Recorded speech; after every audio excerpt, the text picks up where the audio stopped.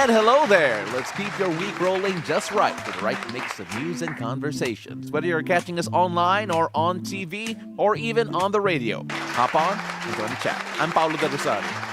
Hello there, beautiful people. I'm Asis-Carilo. We are simulcast on Mellow 94.7 BFM. Here's your daily dose of deep dives and good vibes. Welcome to Beautiful Day. Good morning. Always, good morning. Even though I have to admit, ladies and gentlemen, I had a very startling discovery this morning. Let's hear it. May multo dito daw. Tama ba? Yes, there's a mumu in our makeup room because this morning when I was getting my makeup done, I was already hearing some movement on the other side of the makeup room where the guests usually sit and wait. Pero wala pa So tayong guest. I was thinking like, our congressman guest is very early today. So after I had my makeup done, I went to look at the other side and then there was no one there. And I was like, what was that all about? Si Alam Paolo mo, del Rosario guys, po, ang laki-laki I niyang am- tao. When you see him in person, he's super tall. He's this really big presence. Pero takot siya sa multo. Hindi, I'm a big presence but I'm afraid of the presence. Ano mo ba yan? Kasi naman. Why? Alright, no, okay. They won't hurt you, I no, feel. you don't know that. Well, Diba? Have you Yeah. not watched any movie? Diba? I mean, oh my gosh. Kasi kaya hindi pa ako nakapanood ng Shake, Rattle, and Roll, diba? But look, ghosts in general, alright?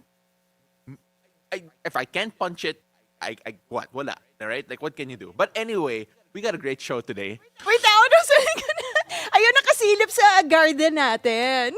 Spot the missing person Actually, there. tapos mo ba si Sa Poms dito, no? Si Sa- Poms, sa si Poms likod pala natin. yung ghost. Oo. But anyway, look guys, we're so happy you could join us. We know you're all alive with us. So you can go check us out online. Are we sure? You can check us out online. Make your online presence felt. Yes, right? please. You We can are catch it on. Facebook and on YouTube. Go ahead and send us those messages. We're gonna open that in a bit. We have a comment section there where you can throw us your questions, messages, what have yous, because we have an interesting show today. Well, as always, we have Besties Ask later, another Yeah. crossover with our besties from Mellow 94.7 BFM. So hello to our listeners. Good morning. DJ Yen is going to be joining us later on to talk about this interesting topic, dating someone who is your complete opposite. Nice. Well, kasi opposites attract So, is what and, they say. And that's the thing, yin and yang, diba? Oo, Yin yeah, and yang, yeah. you know, ebony and ivory, You- all of those things. Your quality should complement. Yes, sir. Parang, that's why it's salt and pepper, not just salt and salt, diba? Parang ganun. Yeah. Oo. Ano? Galing mo talaga, Paolo. Or of course, we also have a guest coming from Weather HQ later on. We're going to talk about a bit of a breakthrough here in terms of the identifying leptospirosis, schizophrenia. I have to get that pronunciation down right. But of course, we're going to have Dr. Ruby Paraguison Alili, the professor and director of the Central Luzon State University Research Program Office, because obviously, kapag may baha, we always have a rise of cases of leptospirosis. Some people don't even realize they have it. Yeah. And there are new test kits that are going to be available to be able to detect them earlier. So we're going to talk a Okay. bit about that later on as well. But of course, you mentioned we have a congressman guest later on. Yes, Congressman Brian Yamsuan. Did I get the last name right? Yamsuan. There you go. He's going to be joining us later on. It was supposed to be day mix. Akala ko kakanta siya. But it's just going to be the hangout. Hindi, because we're nalaman just niya gonna kasi have... nandito ka eh. So, Baka mag-request ako na mag-duet hindi, kami. hindi ka magre-request ba? Yung, alam mo yung mga Pinoy, kinukuha lang yung mic kapag may karaoke. Oy, grabe Tapos, ka! ano, I'm not like that when it's not in a video setting. kapag live TV. Pag live oo, TV, hindi oo. ko gagawin yun. But anyway, yeah, Congressman Brian is going to be joining us later on. It's going to be a really interesting conversation with him later because we're going to talk about hindi masyadong politics, but more of his musical side. Yeah, more of his musical side. Yes. Of course, hindi natin maiiwasan a bit of his background as Yeah, well. of course. But yeah, it's going to be a fun conversation and I'll be in the hangout later on. Kasi he is the newest member of the BNC family. He's got a Yes. show, right? Every Friday. Every Friday at 10 p.m. There Ayun, you go. kasi- So it's called Sessions with Brian Yamsuan. Yeah. So he guests different musicians. So it's like music plus storytelling. Yeah. So parang 19 East yung vibe. Yeah. Pero on TV, On diba? TV, diba? Nice. Why Very, not? very nice. Okay, we got a lot of that later on, but first, we always start off trying to figure out whether or not you can get to where you're going early enough, or if you gotta leave at this moment. Yes, let's check the situation in major roads at this hour. Here's a look at EDSA Orense in Makati. On the left side of your screens, you're seeing vehicles heading to Pasay City. Everything light traffic on that side. Opposite lane, same situation, light traffic. You're seeing the vehicles going to Shaw Boulevard on the right side. Now, here's what's happening along EDSA Quezon Avenue flyover. On the left side of your screens, you're seeing vehicles going to Quiapo. And on the right side are vehicles heading to Quezon Memorial Circle. Both lanes, we're seeing moderate to heavy traffic already building up there. Now, heads up to motorists. The expanded vehicle number coding scheme is in full swing. It's a Wednesday. So vehicles with license plates ending in 5 and 6 should be off the road right about now until 10 a.m. and again later from 5 p.m. to 8 p.m.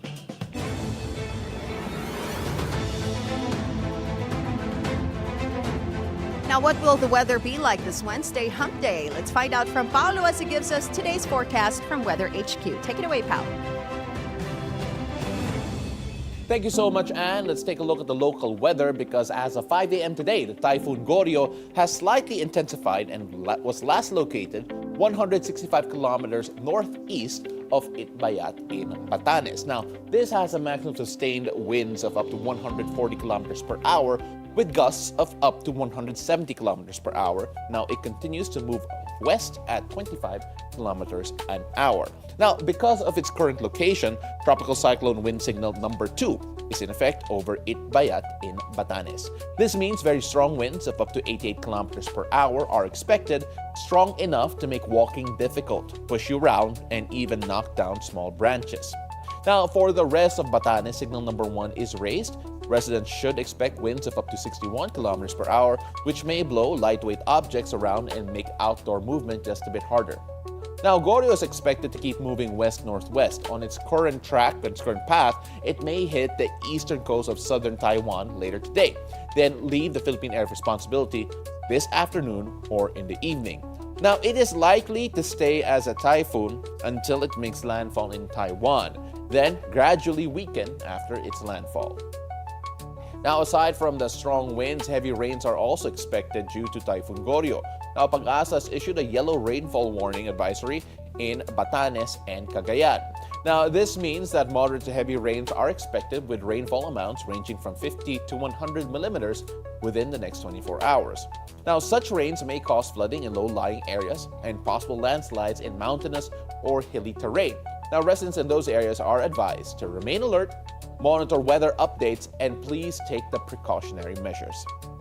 Now, aside from Typhoon Goryo, which is bringing rains with gusty winds to Batanes and causing cloudy skies with scattered rains and thunderstorms, then also in Ilocos Norte, Apayao, and Cagayan, the southwest monsoon continues to affect the western sections of southern Luzon, Visayas, and Mindanao. So there's the southwest monsoon coming in from there. Now, this means the cloudy skies with scattered rains and thunderstorms can be expected over Mimaropa, Camarines Sur, Catanduanes, Albay, Sorsogon, Masbate, Western Visayas, Negros Island region, the Zamboanga Peninsula, Barm, and Soxargen. Meanwhile, over here in Metro Manila and the rest of the country, weather will be expected to be generally partly cloudy to cloudy with possible rain showers or thunderstorms in the afternoon and in the evening. Now, for our sea conditions, a gale warning has been issued today for the northern seaboard of northern Luzon, especially over in the Batanes area. Now, rough to very high seas are expected with waves possibly reaching up to 8.5 meters in height.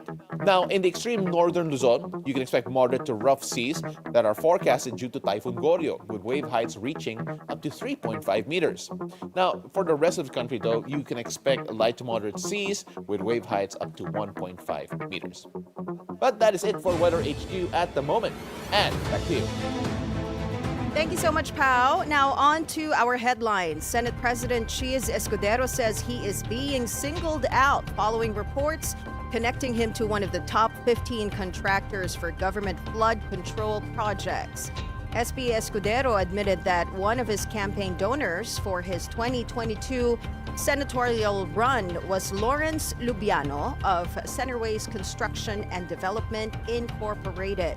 Centerways Construction received 3.4 billion pesos in flood control projects from 2020 to 2022, a majority of them in Escudero's home province of Sorsogon. In Escudero's defense, he says he had nothing to do with budget allocation at the time as he wasn't a senator. Ang pinag-uusapan, 2022 budget. Ginawa ang 2022 budget ng 2021 Congress. Hindi pa ako bahagi ng 2021 Congress at that time. Governor pa ako sa aming lalawigan. Kung pag-uusapan mo ay budget ng 2022, ginawa yan ng 2021.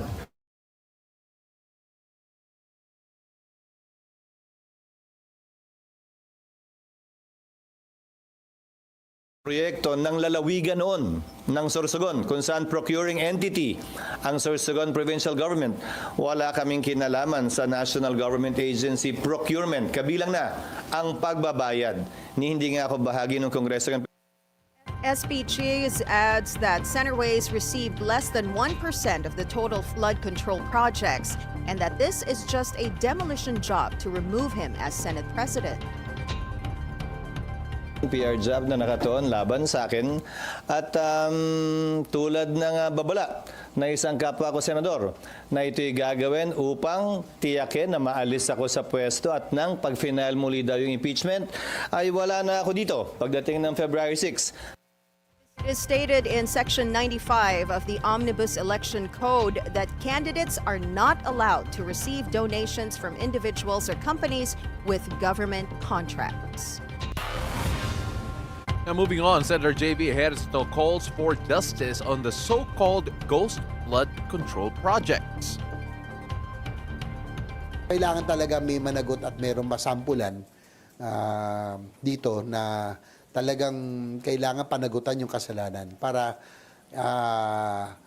magtanda at matakot yung iba. Known for his advocacies on infrastructure development, Senator Ejercito did not mince words and said perpetrators should be punished. Pang-impyerno na yung levels na yun di ba? Na ano na hindi naman tayo santo lahat dito pero wag naman tayo maging demonyo, di ba? Senator Ejercito also came to the defense of Senate President Escudero on the supposed demolition job against him. Ejercito says that political stability is important in these times and the word war between the House and Senate is detrimental to the government's image. Well, we were talking about this a while ago, and then, of course, when we talk about the accountability, especially when it comes to flood projects, it's going to be one of the hotter topics, especially with what we felt with Crising just a few weeks ago. And of course, the floods that we all experience here in Metro Manila. But not just that in Metro Manila, in other places Provinces as well. Yes. You know what? Watching all these reports and then the interview with Senator Ejercito, nakakagalit naman talaga. Because all these ghost projects being brought to light, kasi kumita na sila doon, but you didn't deliver. So, di ba, parang it's just, what he said about them having a special place in hell. parang, you know what? Yeah, kasi parang yung konsensya mo, di ba? Yeah, You're getting money, taxpayers' money already, and you didn't deliver. Yeah, I mean, sinasabi nga nila, the term used was ghost flood control projects. I wish na pwede natin sabihin na, pang ghost month lang yan eh. Pero that's not true.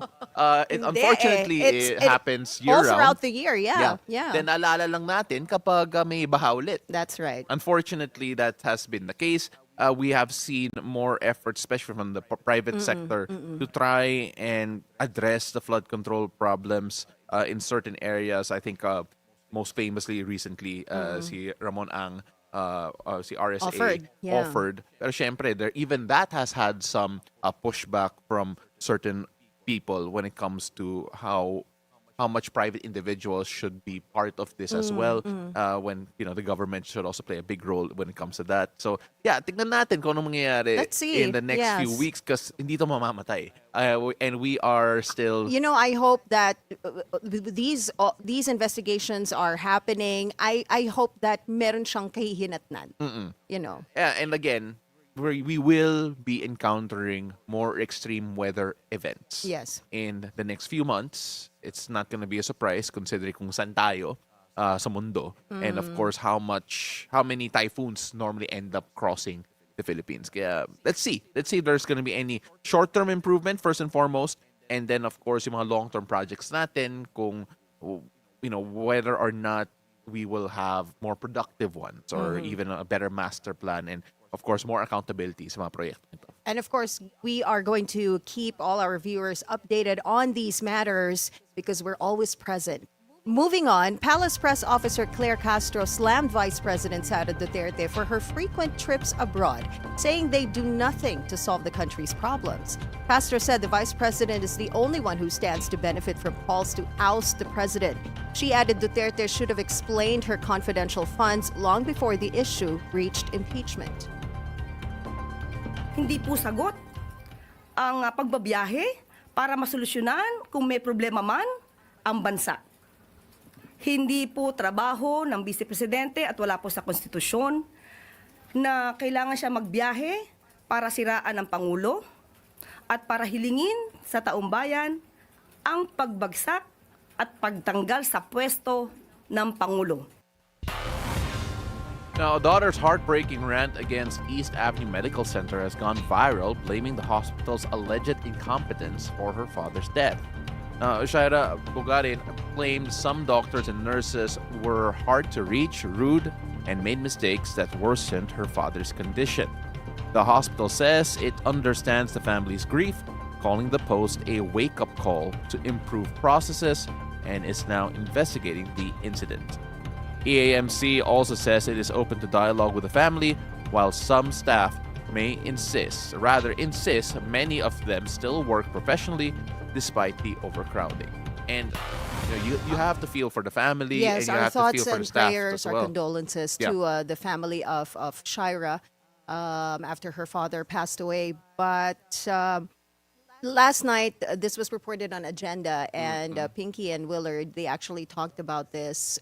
You can look at it from the point of view of the patient. Kasi syempre, when you're brought to a hospital, you're in pain, you're going through a difficult time in your life. Yeah. So I think they need a little bit more understanding from the staff, from the nurses and the doctors. Kasi hirap na sila, and then coming to a public hospital that is crowded and understaffed probably. So understanding from their side. And at the same time, understanding also from the patient side, I guess. Kasi syempre, some doctors, some nurses, they're overworked. So may tendency na pagod ka na.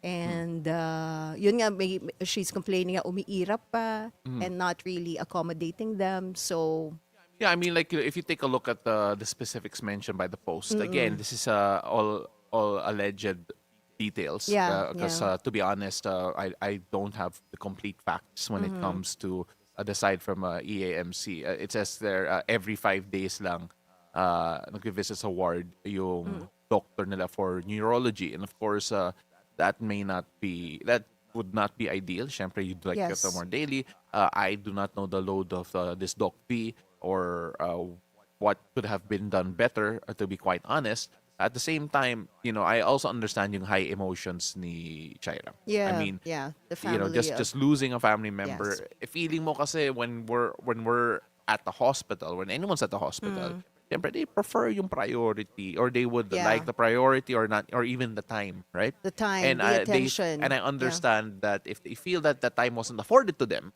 magagalit talaga sila. Oo. And from the side of the staff as well, I mean, like EAMC did say that they are going to look into the processes Yes. nila, because lives are at stake. That's right. And on a daily basis. And if you know anyone who works in the field of medicine, and especially those yung mga residents or those who work in the ER or anyone who has shifts there, grabe They work yung very, very long hours, Yeah. especially when you work in a public hospital where there are just so many patients, Yeah, right? but to be fair, even yung mga private hospital, minsan Oo, overwhelmed din sila. yeah. So if you look at it from each side's point of view, parang this deserves understanding, the other side deserves understanding as well. But we'll see. Yeah, The well- hospital is going to investigate on this matter. Yeah, so let's see. Hopefully, there's a better changes, resolutions, if there are any that need to be made, that will be made. Or maybe if there is a fault in a member of the party when it comes to sa staff nila or yung processes nila, maybe they can address that as well. Yes. Okay, now I have some bad news for consumers. Do you pay for your Meralco bill? Because I'm the one who pays for my Meralco bill at home. Parang on the spot ako doon. Pero yes, I do. I do pay my Meralco bill. Please, wag niyo akong patulan. Well, the price of electricity is set to increase by 63 centavos per kilowatt hour this August. According to Meralco, this is due to the increase in generation and transmission charges.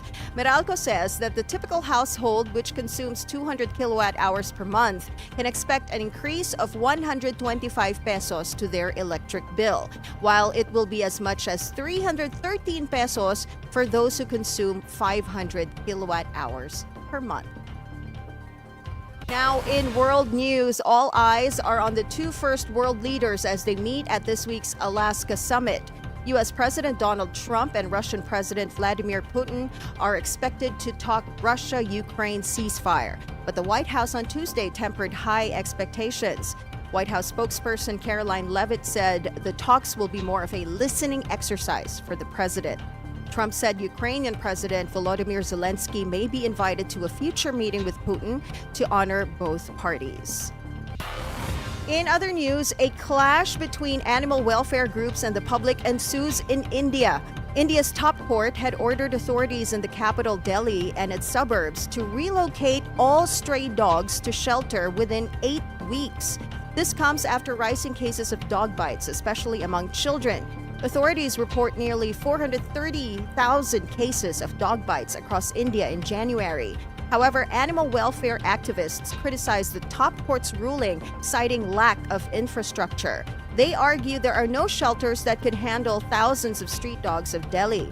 Media reports say Delhi alone has 1 million stray dogs. Doctors say cases of dog bites have increased, but cases of rabies are rare due to vaccination. This really breaks my heart because they're only given this time frame, 8 weeks, to find shelter for all the stray dogs, and you don't have enough shelter. So where do they go? Yeah, I mean, like in general, diba? Kahit dito sa Pilipinas, we always say that there will not be enough Shelters, physical yes, present yes. shelters for lahat ng mga stray dito sa Pilipinas.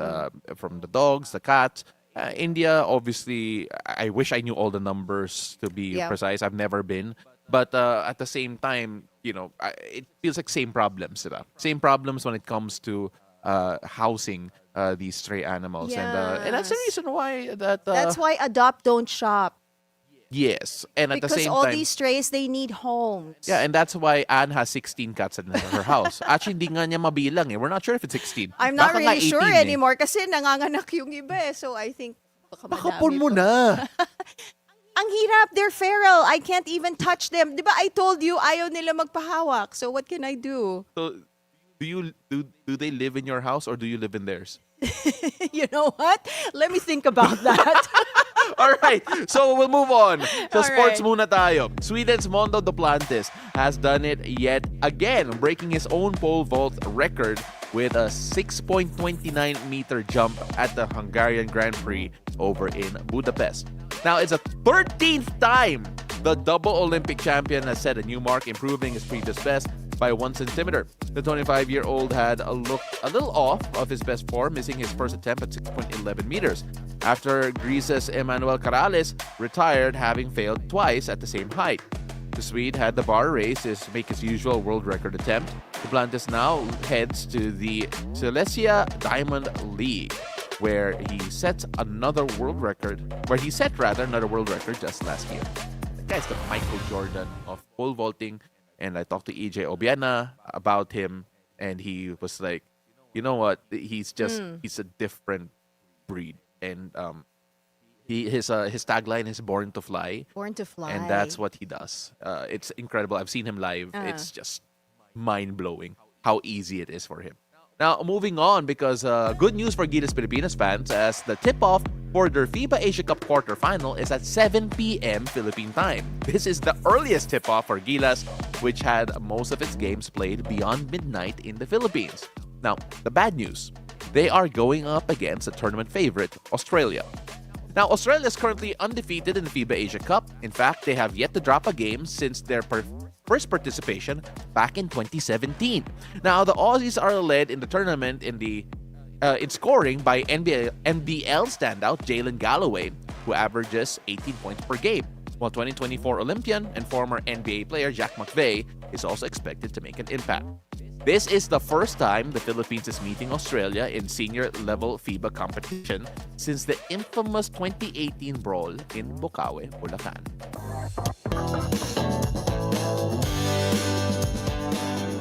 All right, first cup of tea. We're spilling the hottest tea for the Swifties. Taylor's brewing up a brand new album. The pop superstar confirmed her 12th studio album on New Heights, a podcast hosted by her boyfriend, Travis Kelce. There's still no release date or album cover, leaving fans eagerly waiting for the Easter eggs Taylor's expected to drop in the full episode on Thursday. And for Kelce, that's some serious bragging rights, landing a rare podcast appearance and a major announcement from the 14-time Grammy winner. You know what? That's true. Travis right? Kelce. Parang ang swerte mo because she's your girlfriend. So, syempre, she's gonna guest on that podcast and announce this great news there. It's so funny kasi si Travis Kelce, hindi naman siya small time eh. Like, my favorite my favorite analogy here, or not an analogy, but then Travis Kelce amongst guys, okay, if you're a sports fan, so big deal si Travis Kelce. Okay. Like, being on his podcast is no small thing. But, of course, Taylor Swift, a bigger international figure, right? Parang all of a sudden, like, people need to get introduced to Travis Kelce. But he's a big deal. In fact, look, he was also great in Happy Gilmore 2. Okay. Yeah, he made a also great. cameo. Yeah, he was also great in Happy Gilmore 2. So, I mean, like, look, Travis Kelce is living his best life, and they are making. I think that his profile is becoming so much bigger because of Taylor. And I think he's the, if I'm not mistaken, he's the cover for GQ for this month. So that was released in time also with you know with what's this super interesting? album Napaisip na announcement. tuloy ako. Would he have that GQ cover without Taylor? Baka naman you said. Yeah, because no, he's a big yeah, I thing. do. He yeah. is. I mean, But- I'm not a sports fan kasi so I don't know No, yeah, he is a him. big thing, but would it be GQ worthy? Napaisip ako dun, Interesting. Oo nga, no?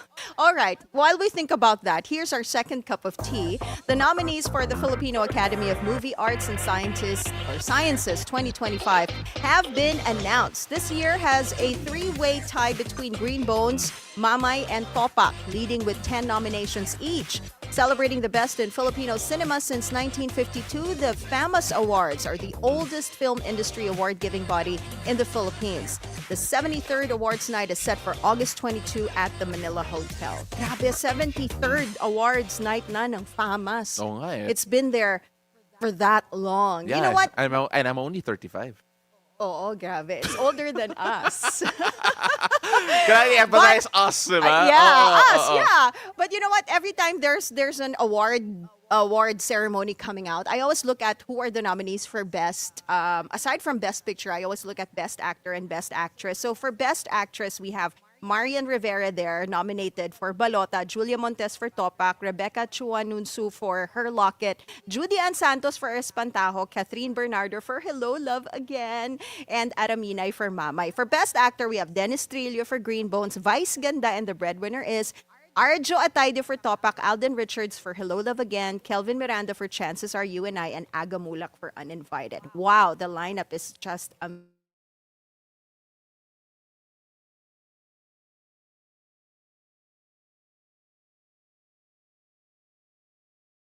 manifest that will happen for you. It's kind of like, I just want to die in a movie. Diba? I mean, like, Movie producers, directors out there who are watching right now, gusto po ni Paolo mamatay sa movie nyo. no, I mean, like, really, diba? I mean, that. Yeah, you're it's- serious. You want this to happen. like, You want it would someone to be- shoot you. It would be the best and the worst acting you've ever seen.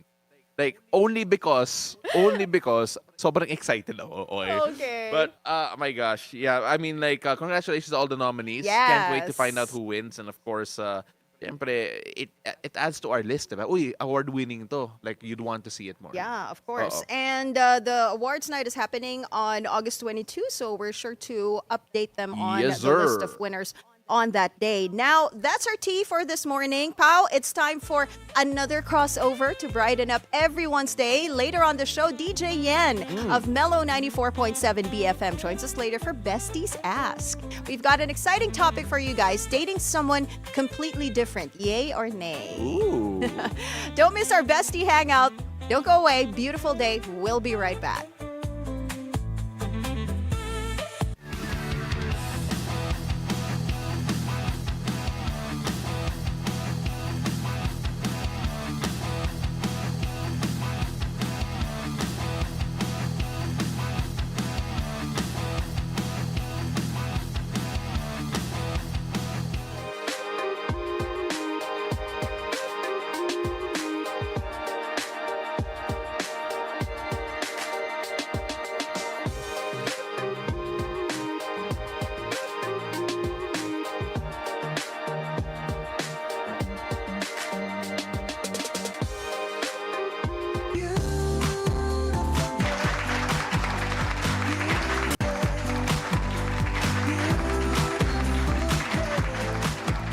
Hi there and welcome back. You're still tuned in to Beautiful Day. Watching and tuned in. O, diba? I love that. Our bestie from Mellow 94.7 BFM is joining us again today to hang out with us. Beautiful day, DJ Yen. Morning, besties! Hi, bestie!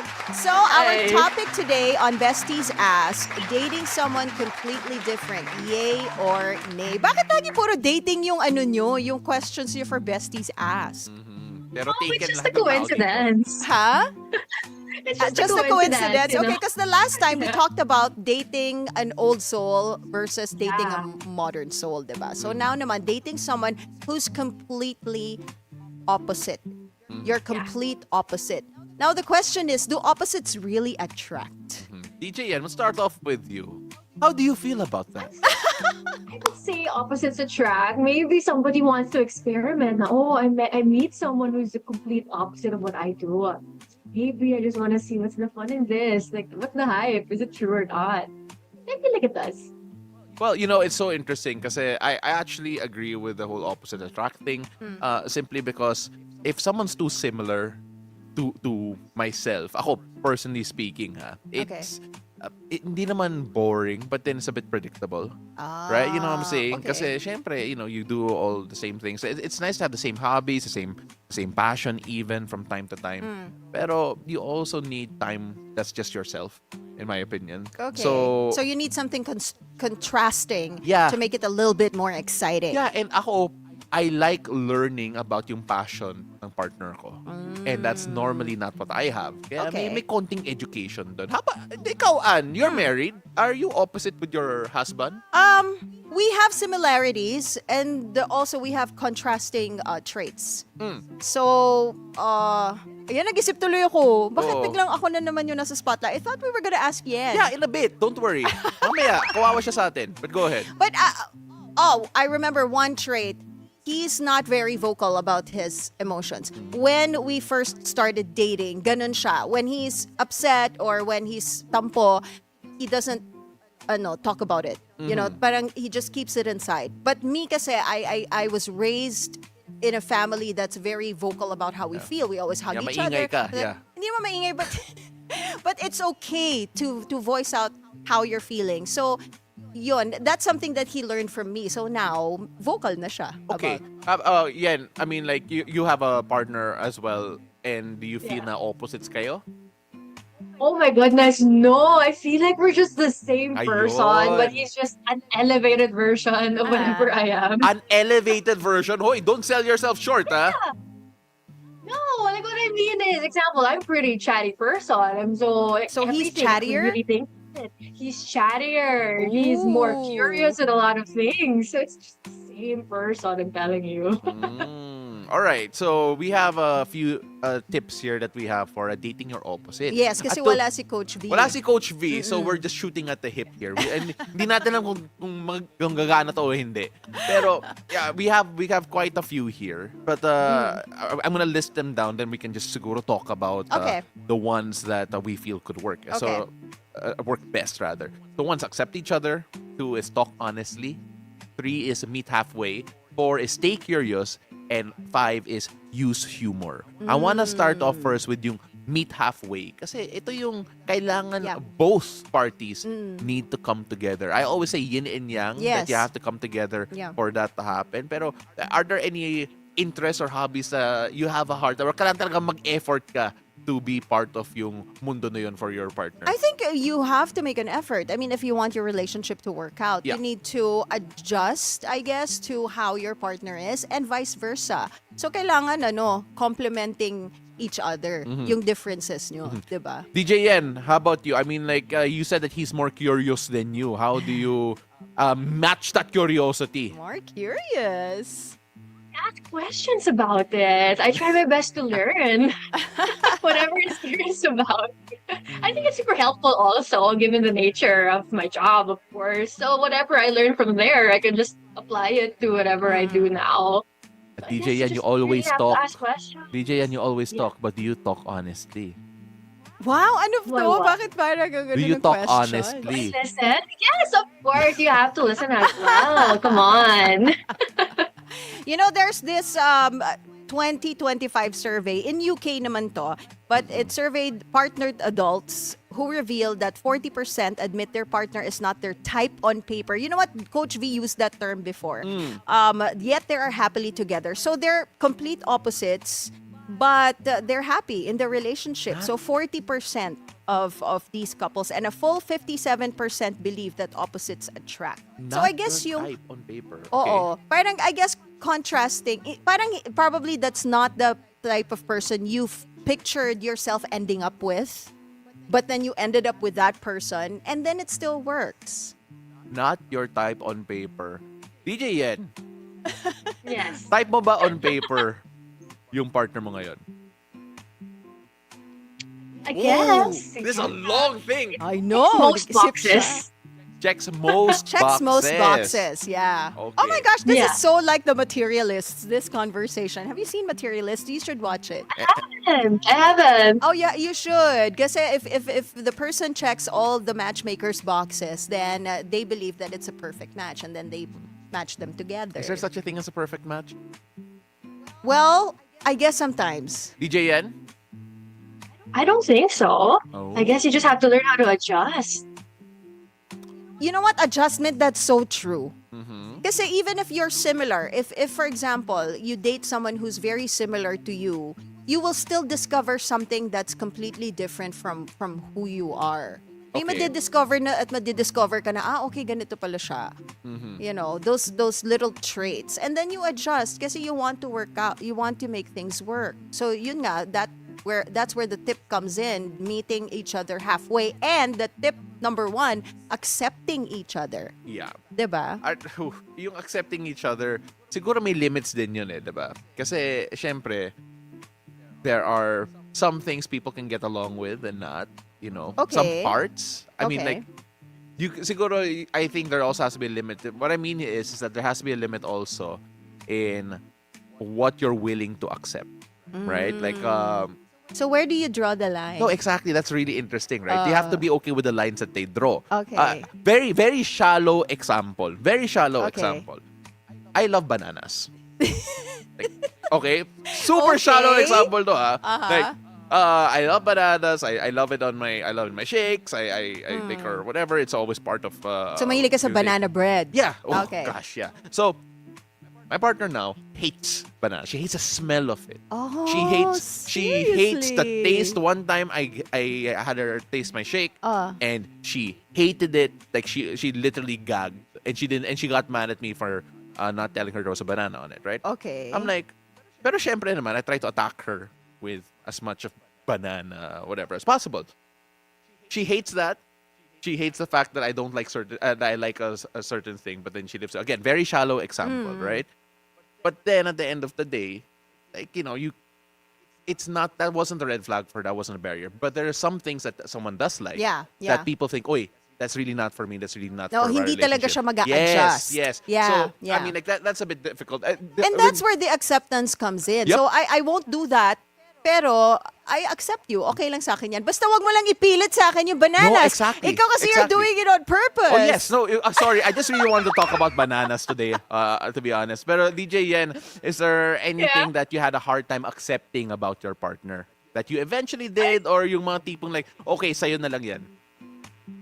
Ooh, okay. I think I discovered that when I get mad, the way that he gets mad is also very similar to how I get mad. And I just How do you get realized that, mad? oh my gosh, yeah, like I don't know. I won't describe it just yet. I don't know how to describe how I get mad, but my point is it's similar to each other. So I get so annoyed. So you get annoyed at I get yourself. annoyed because- I get annoyed at myself too. So you accepted yourself. Kasi that's how he gets mad the way you get mad. Nainis ka sa yung methodology niya. So you accepted yourself. Accept myself. And I guess because that's it's a where the part- last tip comes in. Use humor. Just laugh about Yeah. it. Diba? When things like that happen, siguro once you've gotten over that angry stage na himasmasan ka na ng konti, then, you just laugh about it. How about you? Is there What? anything that you have a hard time accepting with your current partner, your husband? Oh. Naalala ko dati, you were very Wow. adverse against his wallet choices. Eh. No! You got that story all wrong. Sabi ko because I don't like Velcro wallets. But then when I saw that he had a Velcro wallet, Oh, I akala didn't mo- get turned off. Yes, you did. No, I did not. Yun nga yung story. That's why I na-realize ko na I must really like this guy because he took out his Velcro wallet and I didn't get turned Oh, off. wait lang. Are there any... Okay, DJ Yen, back to you. Are there any turn-offs that normally, this would turn you off with other people, pero sa partner mo, ay, okay lang yan? Oh, I've never encountered any with this one. Wow, really? Kasi- Oh, Oo. Ah, that's How about super. you? Wow, that's a good question. Dati, na-turn off ako sa mga LDR, but my current relationship, I started Why on will you LDR. get turned off by LDRs? Because I've had one and it wasn't great, right? So I had the okay. experience. So Okay. I made like a vow never to do that. But then, of course, Mm. that changed. And then eventually, she moved here, so that's easier now. But yeah, so I think that's one of the things that I had to adjust when Okay. it comes to that. Okay.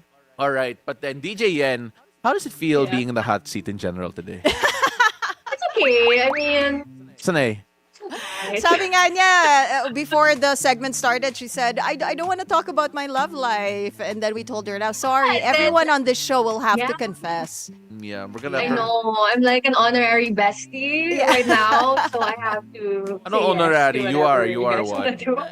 Oo. Well, thank you so much, DJ Yen. And you know what? I'd love to hear the answers of your listeners because you read them out on the show, right? Yeah, we do. Yeah. So I want to hear what your listeners think about, dating someone who's your complete opposite. But thank you for joining us again. And till our next Bestie Hangout, DJ Yan. Bye! All right. So, of course, DJ Yen there. Ang serious nung nung turn-offs mo. Walang quirk. Like a quirk that turns you off. So far, wala naman. Wala? Wala Oh, naman so okay. far. I mean, like... Ang serious kasi nung LDR. well, no, I mean, like... Parang it's a preference. It's not really Yeah, like I a mean- quirk that turns you off. Yeah, I mean, like, I have a few quirks na tipong I haven't really... that I've... Yeah, I never really liked it and it really turned me off. Like, no one has like convinced me otherwise yet. And for me, that's smoking, vaping in general. Yeah. So Yes. ako, normally, I'm not a big fan of that. But yeah, that's... I don't know, it's not too quirky rin eh. Ano, seryoso akong tao eh. It's a preference din. Parang when you look at it, parang, preference. I like non-smokers. Yeah, ganun talaga. But anyway, we have a lot more serious things to talk about because coming right up, Filipino researchers have developed a rapid test kit that can detect deadly flood-borne diseases in under an hour. Now stay tuned for the details after the break. Beautiful day. We'll be right back.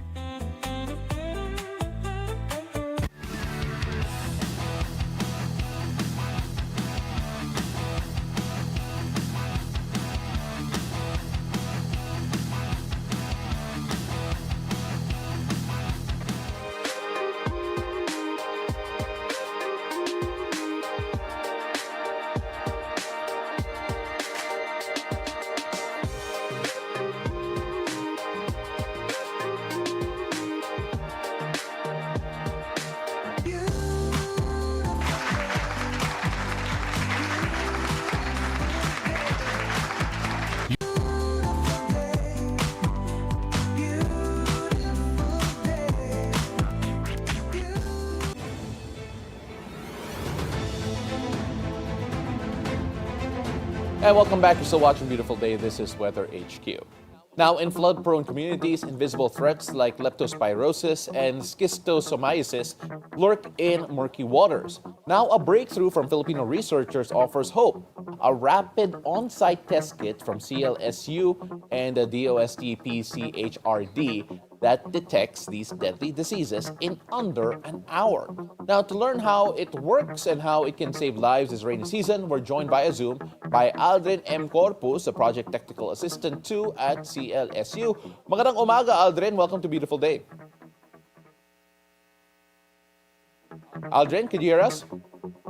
Good day everyone po, especially to our host and to all our viewers listening of Beautiful Day. I am Arden M. Corpus from Central Luzon State University, Aldrin, University Research Program Office, and I'm here on behalf of our project leader, Dr. Rubihilda Ferguson Alil. Thank you for giving us the opportunity to be part of your morning. maraming salamat, Aldrin. Let's start off first with yung project po ninyo. Of course, these rapid on-site test kits. Let's take a look first at the problem you're trying to address. Bakit kailangan ng rapid on-site test kits? What are the biggest gaps that you're trying to fill? Our technology started po a partnership when PCHRD has recognized the urgent need for a faster and more accessible disease detection tool, especially in disaster situation.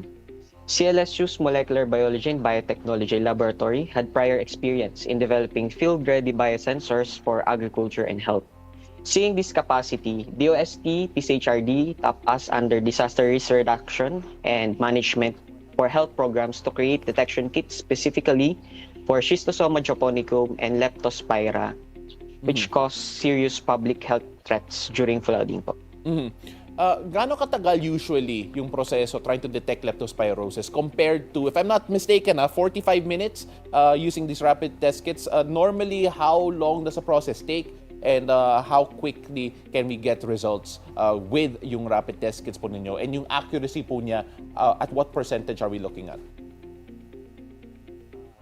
Traditionally, when we test the actual field, it takes days, especially on sample processing up to transport to specialized laboratories. So we wanted to solve that problem of not knowing early enough if the flood or environmental waters are contaminated with the disease po. And our technology addresses these problems wherein it can take about less than an hour to detect Schistosoma japonicum and Leptospira that causes schistosomiasis and leptospirosis respectively. So it tests yung flood water po, no, for the presence of these diseases. When we take a look at yung accuracy po nito, do we have a number on how exact this test kit is? Kung may percentage po tayo of accuracy to actually determine the presence of these viruses? During our R&D, we analyzed the specificity and sensitivity of our biosensor. We compared it po to our gold standard molecular-based detection, which is the PCR or polymerase chain reaction, and it shows that it is comparable with the gold standard. So we are confident po that we can detect the actual disease directly on the flood water. Let's talk about schistosomiasis here kasi in terms of yung layman's terms, leptospirosis, talagang palaging pinag-uusapan. But then schistosomiasis, is that something that we have to pay more attention to? Why is that one of the things that was important to be able to detect sa mga flood-prone areas po natin? Yes po, karamihan sa ating mga kababayan hindi aware kung ano ang schistosomiasis.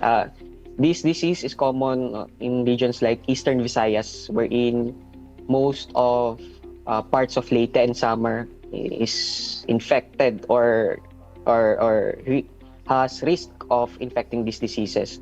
So one of the dangerous factor sa sakit po nito is that this parasite can penetrate our skin without open wounds. And ganun po siya ka-devastating, and it took months or years para po malaman ang simptomas ng sakit po nito. And it is really important for us to detect early so that many of our communities in the place wherein these diseases is present po ay mai-inform agad po na yung specific location po na yun ay may sakit na, yes, na sir. maaring Schistosomiasis, if I'm not mistaken, well, we talk about leptospirosis, palagi natin sinasabi na galing siya sa mga daga or ihi ng daga. We talk about schistosomiasis, saan ito nangagaling? Where does this particular virus originate from? Ang schistosomiasis po is a parasite. It is a trematode po. Meron po silang intermediate host, which is suso. Ang scientific name po niya is Oncomyelitis copensis quadrasi. Sobrang liit lang po nito. Kung hindi natin titignan ng malapitan, hindi natin mapapansin. So, they are common po in a damp area or mga mabasang lugar tulad ng irigasyon, mga rivers and lakes po. So, our Filipino people na nagtatrabaho near that area, like our farmers, will likely infect po yung disease na to.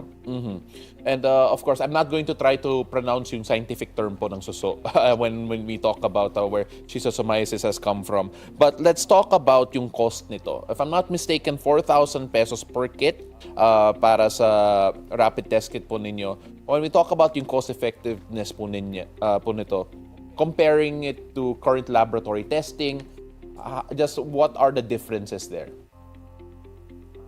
Conventional laboratory testing can cost more when factoring in sample transport, lab fees, and turnaround time. Sometimes it may reach about 10,000 pesos or more for multiple samples. Our kit can process multiple tests in one go directly on the field and eliminate the cost and delay of sending samples to the distant laboratories. If I'm not mistaken, it is now under the process for securing FDA approval. May timeline po ba tayo dito? And of course, do we also have a timeline in terms of yung rollout po nito? We are currently conducting pilot scale testing and pre-commercialization evaluation with our partner agencies. FDA evaluation is part of our roadmap, and once the approval is secured, we aim to roll them out first in priority flood-prone areas in partnership with our DOH regional offices. Has there been any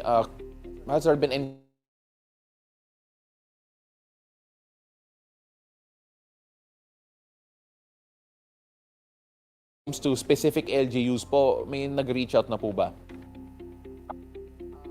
During the 8th National Research and Development Conference happened last July in Manila Hotel, some of our LGUs in Metro Manila like Pasig has reached out to test our biosensor para po to have a surveillance in their location.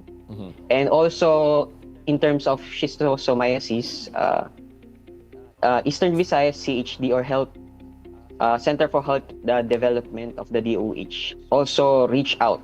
We are in continuous communication with them so that once our test kit is released, sila po ang mga unang mabebenepisyohan ng test kit po nito. Do we have a specific month or maybe even year when it comes to yung rollout po ng project po nito? We have no definite timelines especially when it comes to FDA evaluation. So the evaluation of the FDA is very rigorous and it took months or years. But we are hopeful with the help of the national government. We are seeking support so that mapapabilis po ang rollout ng test kit na ito. And of course, gaano ka-importante that, in your opinion, that we actually make more rapid, make more quick, and more accurate yung testing processes natin for yung waterborne diseases, especially sa tag-ulan po na kapag may, well, we all know yung flooding situation, not just in Metro Manila, but even in different parts of the country. Gaano ka-importante that we actually test these waters for public health? During floods, every hour counts po. If detection take days, contaminated waters may already expose to more people, increasing hospitalized admission. With the help of our test kit, we can be able to detect immediately and have a strategic planning on immediately warn communities and have some preventive measures so that people may inform. So the increasing number of infected people will maybe decrease.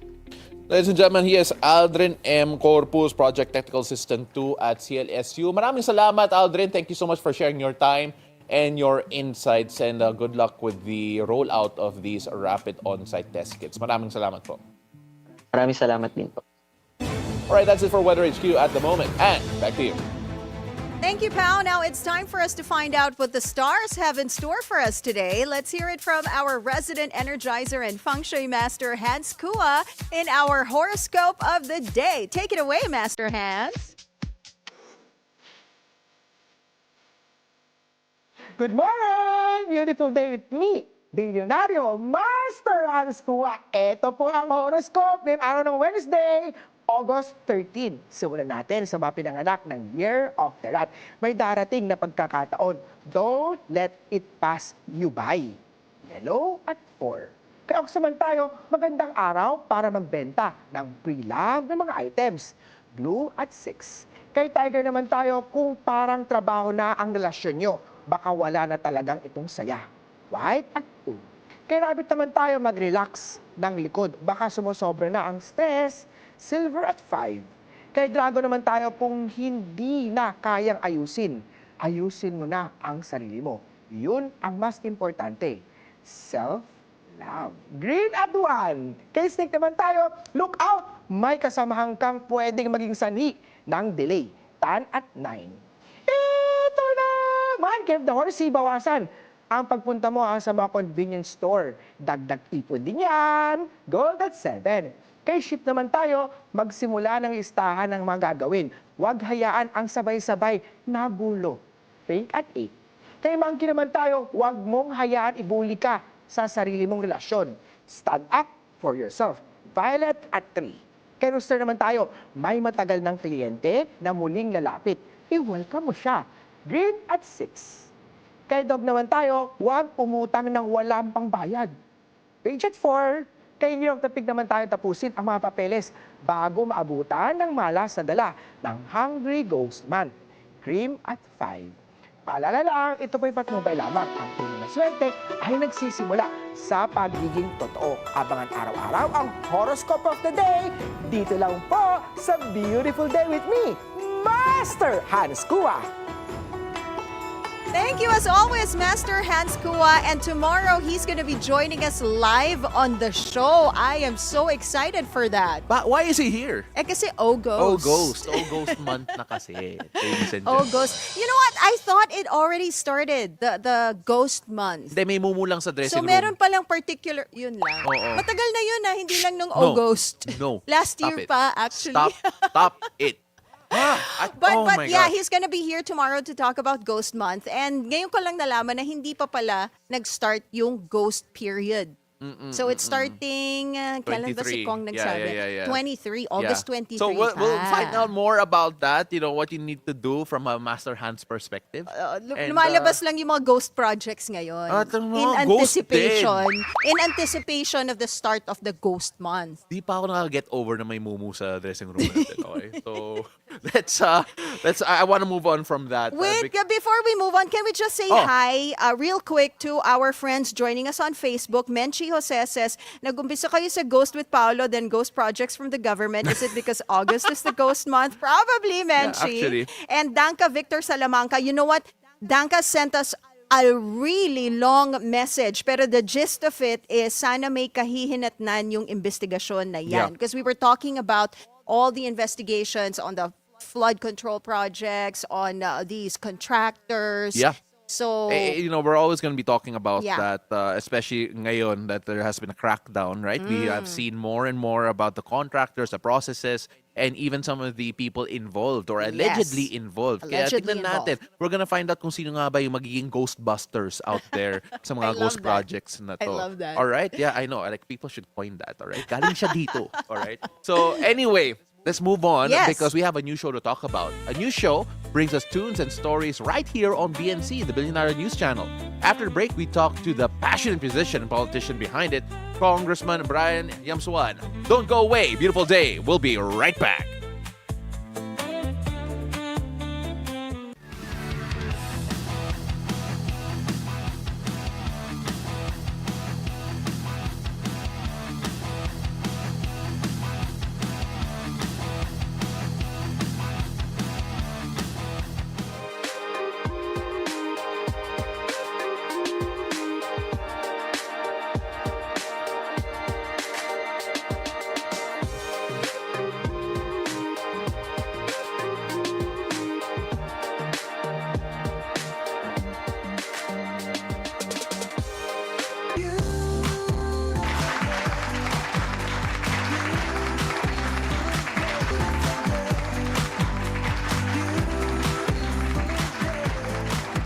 And welcome back. You're still tuned in to Beautiful Day.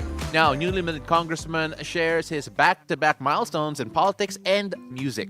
Sessions with Brian Yamsuan recently launched right here on BNC, the Bilyonaryo News Channel. Let's go meet Congressman Brian in the Hangout.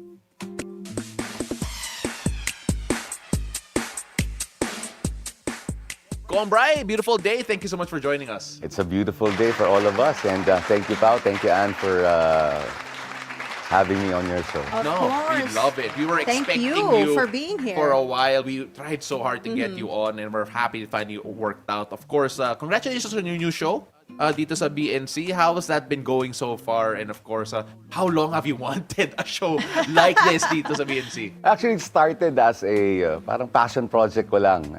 Okay. FB kami, YouTube, tapos parang nagte-TikTok and all those stuff.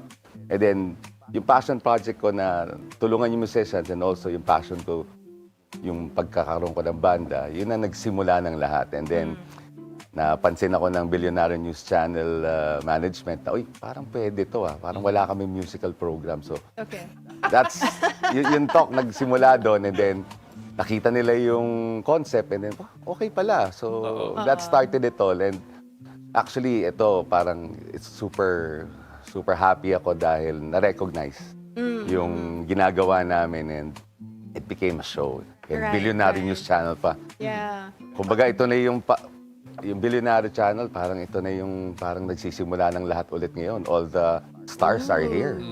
Paolo is here, Anne is here. We got it on the ground floor. We got it on the ground floor. Nag-ano na ba? Nag-first episode na ba? Nag-first episode na kami last okay. August 8. So, Alright. we had our parang pilot episode. So, maganda naman maganda actually the management really congratulated me after the show. That's sabi nila, grabe yung views. Wow.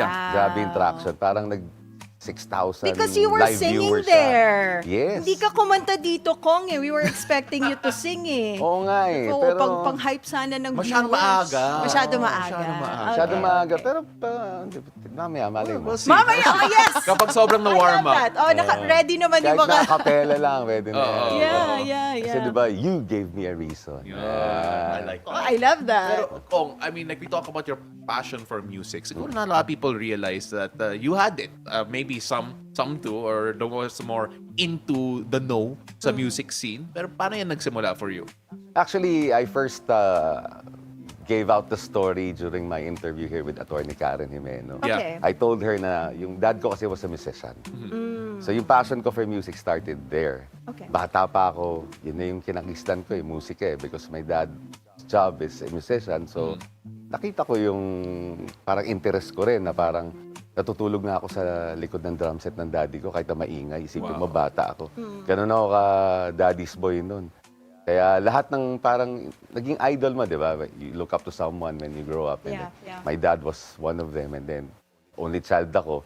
So, wala ang choice. Talagang karay-karay nila ako kahit saan ako magpunta. Yeah. Walang yaya, wala lahat. So, nandun lang ako. So, yun na nagsimula ng passion ko for music. And then, unti-unti na. So, nagkaroon ako ng banda ng bata ako, pero pinigilan niya ako. My dad didn't want me to Bakit? become a musician. Why? Kasi nga, mahirap ang buhay pag musikero. Well, All musicians know that. Okay. Kung di ka sisikat at di ka magiging parang superstar, mahirap. mahirap talaga. Okay. Living by the day, mahirap talaga yon. And yun nga yung parang ina-address ko rin minsan dito sa pagiging public servant ko dahil kailangan i-balance ko rin kung paano rin sila mabibigyan ng magandang parang kinabukasan in the future na hindi mahirap maging musikero kasi they entertain us and then at the end of the day, medyo hard life din pagka wala ka talagang gigs. Yeah. So you were a musician first before you were a politician. Yes, Okay. I was. So yung passion ko for music was there, but my dad was really Trying to hold you trying back. to hold me back in Yeah, terms of yeah. being one. Okay. Well, sleeping behind drum sets. Kamusta naman yung hearing po ninyo?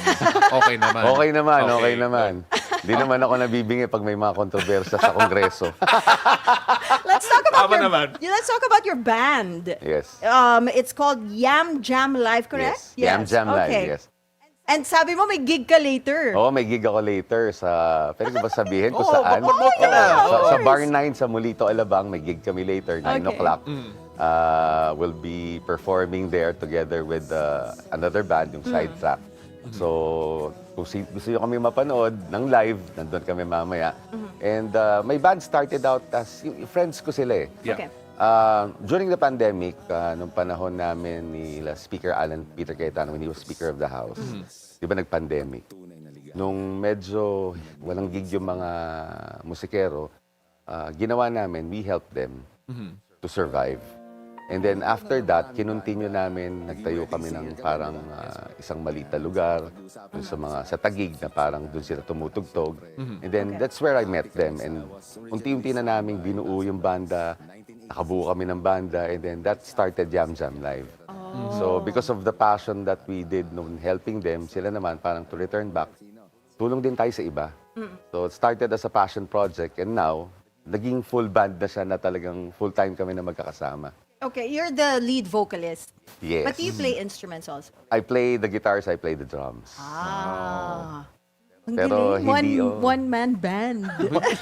Mahirap ata mag-gitara tapos mag-drums, One-man no? band. Oo, nasabay for a one-man band group. But of course, the show, sessions with Brian Yamsuan, what does this mean to you on a personal basis? Kasi, again, you're a busy man. Yes. I can only imagine, Yes. diba? You only have gigs, I believe, once a month, right? Yes. It's a privilege to still be able to do music. Yes. But what does this mean to you personally? Kasi passion project nga. But what does that passion mean to you? Kasi yung work-life balance, di ba? You need that in life. And ito yung parang bisyo ko na parang tumugtog at mag-entertain. And ang laking bagay nun kasi na meron kang parang outlet sa lahat ng bagay. And ito yung ginagamit ko. And also, nagagamit ko rin siya to help other people. Because my band, at least may gig sila once a month. And then with the show, meron din silang extra income para masustain din yung pang-araw-araw na buhay nila. And what's great about this is actually yung napuput forth mo din na message dun sa ating mga kabataan, especially now, on how to handle things in life also. Kasi dun sa show, meron din ako mga advice on certain things about life. Hindi lang, kinikwento namin yung buhay ng bawat isa para maintindihan nila kung paano rin ang buhay ng isang entertainer. Paano yung struggles nila, paano yung how they started, and kung gusto lang makita yung paano mabuhay ng ganito, at least meron silang bird's eye view on the things that they need to see. So the show is like music and storytelling in Yes. one, Yes. right? Telling a story through a musical platform. Well, ano yung mga traits of being a musician, changes or influences yung approach mo sa politics? Same thing, kasi di ba, pag musician ka, you entertain. You make people happy. Ganon din sa public service kasi when you do things for the people, you have to make them happy. So the programs that you will put forth dun sa district kung saan ka nagre-represent or the sector where you represent kung party list ka, kailangan you make them happy.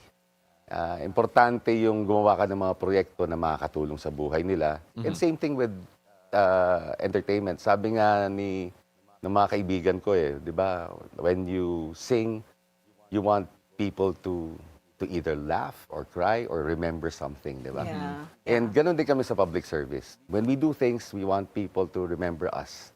in what we do and the projects that we'll put forth para nang sa ganon, meron kang legacy na maiiwan.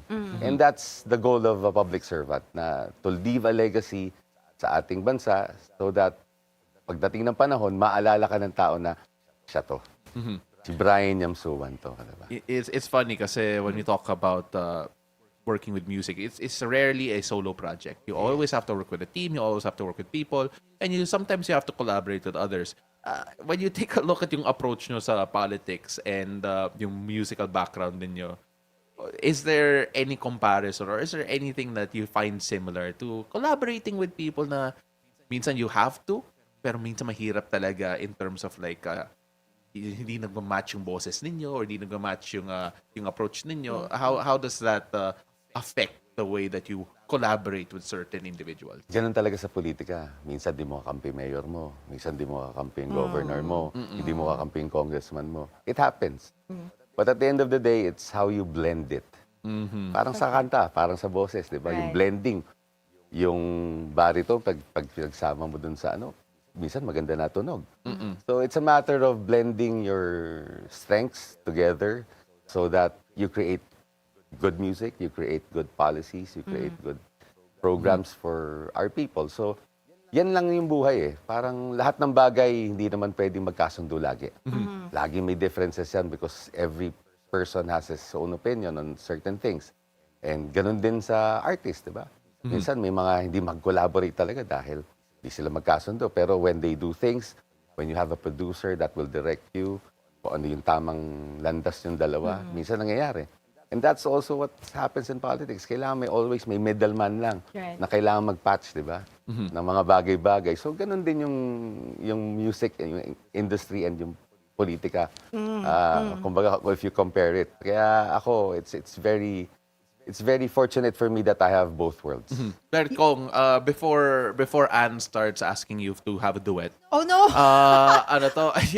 Can we not? we talk about yung advocacies po ninyo. Obviously, music is a part of your passion, and of course, yung position ninyo allows you to be in a place where you can actually help people affected or people that do need help in terms of, like, for example, yung mga artists na medyo nagsastruggle ng konti. Are there any projects or any efforts that you plan to make or are making to be able to make life a bit easier siguro sa mga performers po natin, mga artists, especially in Parañaque? Yeah, actually yung mga artists, entertainers, part sila ng informal sector. So I filed the bill already in Congress that would help the informal sector in terms of the benefits that they will get in government. And yun ang importante kasi you look at the problem, you see the intricacies of what they need, and that's what we need to put forth also. Kasi yung informal sector, ito yung mga sektor na nagpapasaya sa atin eh. Ito yung makeup artist natin na wala namang salary standardization law. Yung mga tumutugtog sa mga bars na hindi naman gaanong sikat, kila to. Manikurista mo, nag-aayos ng lahat mo. So, they're part of the informal sector. So, we need to take care of them. Because, yun nga eh, they don't join government, hindi sila nagbabayad ng tax and everything because hindi na nila kaya eh. Because of what they earn. So, yun yung kailangan natin tignan. So, kailangan wag natin silang kalimutan. We entice them to be part of government, but it's on our part naman as public servants to prove to them that what they will get, kumbaga what they will pay for, makikiboko wala in return in terms of benefits. Para naman meron silang, kumbaga parang ganahan man lang sila magbayad, di ba? Parang tayong lahat, di ba? If we pay our taxes, but we get the benefits, pag nagkasakit tayo, wala tayong babayaran. Pag nagkaroon tayo ng problema, may mapupuntahan tayo, hindi tayo pipila ng mahaba pag kumukuha tayo ng kung anumang permit. Pag nakita mo yung ganong serbisyo sa gobyerno, mas gaganahan ka magbayad. So, yun lang yung kailangan nating i-restore muna, the confidence of our people to really put forth na, oy, sama nga kami, dahil maganda na gobyerno eh. So, yun yung challenge sa amin, and yun din yung kailangan natin gawin for the informal sector. Na kailangan na natin sila alagaan. You know, kanina, si Kong told us about how he started in the industry of music, diba? Can you walk us through your journey naman before entering politics, from early days to becoming a congressman? How did this path form for you? Actually, it's because of the life lessons I had eh. Kasi it was not a very, parang bed of roses yung path ko. My dad was a musician. At an early age, when he lost his job, second year high school ako noon. It was fortunate enough for me that I was good in basketball. Nakatapos ako ng high school because naging varsity player ako ng isang school, National University. And then after that, I went on to college. I was supposed to play for Far Eastern University. Unfortunately, at 17, I got a girl pregnant. Okay. So I quit school. Binuhay ko yung pamilya ko. And then after that, nag-stop ako for 2 years. Nagtrabaho ako, nag-Jollibee ako, Dunkin' Donuts, all those stuff. Taxi driver pa nga ako eh. But hindi pa rin enough. Doon ko nakita yung pagkukulang. So I have to really go back to school para magkaroon ako ng laban sa buhay. That's what I did. And then after that, nung nakatapos ako ng pag-aaral, unti-unti na dumating yung buhay ko. Naging staff ako ni Senator Angara, naging chief of staff ako ni Attorney Dong Puno, nung press secretary siya, naging head ako ng media relations, nag-chief of staff ako kay Senator Tessie, and then naging assistant secretary ako ng DILG, naging deputy secretary ng Congress, and now congressman. So, yun ang kinikwento ko lagi sa mga tao pag nagpupunta ako na parang ano man ang problema sa buhay, ano man yung challenges na darating sa inyo. Parang if you put yourself in the right, kumbaga, mindset, magkakaroon ka ng, magkakaroon ng effect yun sa'yo. Magpupursige ka eh. Because of the things that I've experienced, yun yung nagpalakas sa akin eh, bilang isang tao. And then, doon ko na, nung ako, nakaayos ko na yung buhay ko, doon ko na sinet naman yung passion ko. Okay. Di ba? Na parang, uy, pwede na ako magmusikero dahil okay na naman ako. Di ba? Oo. Kasi you need something to fuel the passion. Yeah. Eh, di ba? Yeah. Oo, without that. Can I mahirap. pahabol one question? Do you feel like itong humble beginnings mo? Kasi di ba, you worked odd jobs and then, do you feel like yung ganitong background really gives you that edge becoming a public servant kasi nadanasan mo siya yourself compared to politicians na born into wealth, influence, power. Totoo yan, Ann. Actually, yun ang pinaka-importante sa ngayon, lalo na sa akin when I put forth projects or propose programs and the things that I do in the district. Kasi yung lahat ng ginagawa ko nakatuon din dun sa mga naranasan ko. Like for example, yung baon program ko, which I give parang tulong ayuda dun sa ating mga estudyante. Isipin mo, elementary, high school, senior high school, college, nagbibigay ako ng tulong. Tapos yung bigay negosyo, yung nagbibigay ako ng livelihood programs para sa mga kababayan natin, yung mga patrabaho program namin, yung P5, yung Tupad, and everything else. Nakatuon siya dun sa pag-improve ng buhay ng tao.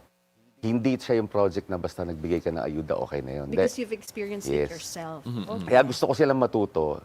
And whenever I talk to them, I tell my story. So that para ma-inspire sila. Dahil galing din ako sa laylayan ng lipunan. Eh. Di ba? Nagsimula kami, wala ang trabaho tatay ko, hindi namin alam kung saan kami kakain. So when I tell that story to them, kung nangyari sa akin to, umangat ang buhay ko, naayos ko naman, kaya nyo rin. Okay. So, wala nang best parang example or teacher kundi yung experience mo sa buhay. That's so true. So that's what I do to people that I provide help with. Kasi yun ang importante sa kanila na malaman nila yung kwento para na sa ganon. Kung susundan nila, thank you. Kung hindi, at least nasabi ko yung story at pwede lang balikan You did later your on. part. Yes. You know what? We're running out of time. Pero before we let you go, Kong, kailangan kumanta ka sa show. Nako, Kahit konti pa. napainom ako. Kahit Napainom. konti, kahit one stanza. Kasi naman, diba? Beautiful dito, we need to end on a beautiful note. Yes. Ay, di ba? teka nga, hindi natin na-ask yung question natin before you sing, Kong. What makes your day beautiful? It's being here in Bilyonaryo News Channel. Wala nang iba, di ba? Kumbaga, I'm not just part of something, I'm part of something big. Yeah. Yun. Di ba? And magiging bigger pa to. Kasi, Bibigyan ka ng bagong time slot rin. Dahil dyan. Or Dahil sa more. sagot na yan. More Oo. time slots. More Hindi time na once slots. a week. Baka maging yan, diba? Every day. Twice a week, thrice a week. No, he's a busy man, Ann. Yeah, I know. Ang hirap ng producing Meron show. kung nagigig pa siya, di ba? May gig pa siya later. But yeah, before we let Kong go, hindi siya pwedeng umalis ng hindi kumakanta. Of course, but to promote natin ulit. So it airs Fridays, 10 p.m. Yes. only here on BNC, the Bilyonaryo News Channel. Sessions with Brian Brian Yamsuan, that you can catch that here 10 p.m. to 11 p.m. You'll have music, you'll have kwentuhan, and then of course konting tawanan, iyakan kung naapektuhan ka sa music, Yeah, of no? course. Then watch out for mga guest artist namin na talagang mga sikat din at malalaman yung kwento ng buhay nila. Bigatin. Oo. I love that. Yan. All right, so Kong, hate to put you on the spot. Pero ito na po, the moment we've all been waiting for. Acapella na lang to. Oo. Yes. You give me a reason for my being, and I love what I'm feeling. You gave me a meaning to my life. Yes, I'm gone beyond existing, and it all began when I met you. Yeah, it's a beautiful day. Yeah, beautiful day. You can catch him later. Aba, live. At Molito, Alabang sa Bar 9, yeah. right? Bar 9. Yam Jam Live. Yam Jam Live. Yam And Jam yung- Live there. And yung Catch him second live. episode namin this Friday. This Friday as well, of Make course. sure you guys watch. You know what, Kong? Wala na tayong time, pero ang daming nag-hi sa'yo sa Facebook. Ang daming messages, ang hahaba saying, good morning, Kong Brian. And ang dami pang, God bless you. Idol ka raw nila. And there Thank you so go. much. Thank you so much. Idol sa music. I feel like this is the most we've had na messages on Oh yeah, Facebook. for Thank you sure, so for sure. We're flooded with messages, but thank you for joining us, Kong Thank you Brian. so much. It's my pleasure to be here. Great show. Talagang kudos to you, Anne. Kudos to you, Paolo. And hopefully, this Friday, manood kayo and then watch all the shows at Bilyonaryo News Channel. And sa lahat na nakikinig sa atin sa Mellow Touch 94.7. Thank you so much. Maraming salamat. Yeah, so much to be thankful for. And of course, hope that dumami yung audience yung mamaya dahil nag-guest kayo dito sa Wag lang Bar yung taga 9. Paranaque District 2, pati yung iba pwede na rin. Let's get the South together. Yes. And that's a wrap on our show this Wednesday, August 13. Thank you so much for joining us. I'm Paolo del Rosario. Remember, keep it cool and take it easy. And I'm Ann Asis-Carilo. Have a great day ahead and always remember to choose joy, spread kindness, and pack your own sunshine wherever you go. See you again tomorrow, 7 a.m. to 8:30 a.m. only here on Beautiful Day!